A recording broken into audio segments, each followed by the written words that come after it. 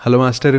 ఏవండే madam గారు, బజ్జీ మసాలా అనేది చాలా మందికి ఒక ఎమోషన్ అండి. ఏదో పాష్గా బజ్జీ మసాలా అంటాం గానీ బజ్జీ మిక్చర్ అంటే ఉన్న సాటిస్ఫాక్షన్ ఎక్కడుంటుంది చెప్పండి. ఒక చిటికెడు వాముని కల్లుప్పుని దంచుకొని పొడిలా చేసుకోండి. కావాల్సినన్ని బజ్జీ మిరపకాయలని తీసుకొని పొట్టలో ఘాటు పెట్టి తయారు చేసుకున్న వాము పొడిని బజ్జీ మిరపకాయల్లోకి కూరుకోండి. నేనైతే 1.5 డబ్బా శనగపిండిలోకి ఒక చిటికెడు సోడా ఉప్పు, మిగిలిన వాము పొడి, రుచికి సరిపడా ఉప్పు వేసి నీట్ గా కలిపేశాను. బజ్జీలు గుల్లగా రావాలంటే ఒక పావు కప్పు సలసలా కాగుతున్న నూనెని శనగపిండిలో కలిపేయండి. ఇప్పుడు శనగపిండిలో తగినన్ని నీరు వేసి పిండిలోకి గాలి వెళ్లేదాకా తిప్పుతూ కలపండి. పిండి కన్సిస్టెన్సీ ఎలా ఉండాలంటే మిరపకాయకి శనగపిండి అంటుకొని ఉండాలి. ఊరికే జారిపోకూడదు, గుర్తుంచుకోండి. పొయ్యి సన్నటి సెగ మీద మాత్రమే ఉంచి బజ్జీలు వేసుకోండి, లేదంటే బజ్జీలు మాడిపోతే జాగ్రత్త. ఓపిక ఉంటే కొంచెం అదే చేత్తో దంపుటటుకుల్ని, కార్న్ ఫ్లేక్స్ ని వేయించి పక్కన పెట్టుకోండి, లేదా స్వీట్ షాప్ నుండి తెచ్చుకున్నా పర్లేదు. ఆ తర్వాత ఒక 2 ఉల్లిపాయల్ని, ఒక చిన్న టొమాటోని, కొంచెం కొత్తిమీరని, ఒక చిన్న మామిడికాయని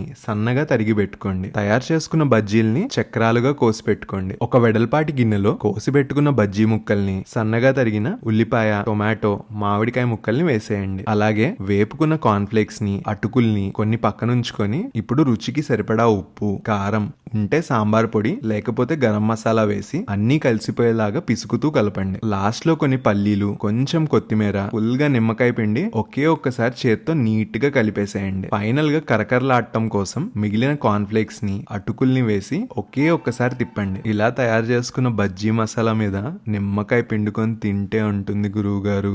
కారం కారంగా, పుల్లగా, అక్కడక్కడ మామిడికాయ ముక్కలు తగులుతూ, అటుకులేమో కరకరలాడుతూ, నోట్లో నయాగరా జలపాతం మొదలైపోతుంది అనుకోండి.